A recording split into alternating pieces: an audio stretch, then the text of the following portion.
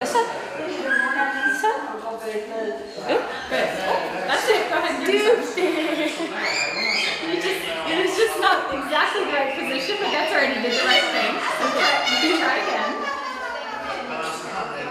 Good. There you go. See how fast he's already figured out. Oh, okay, I'm not going to do that again.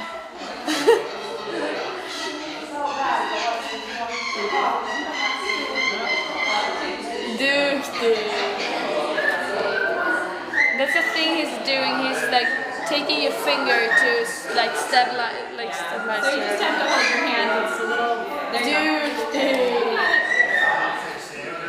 Let's start to make the connection. I just have to lift a foot.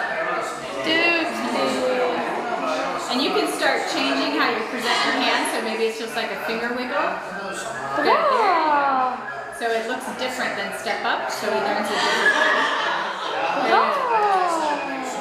And now try not bringing your hand as close to him. Do it a little farther away. And he's holding a good way for him to be ready. Good. And you got an extra movement. Yeah.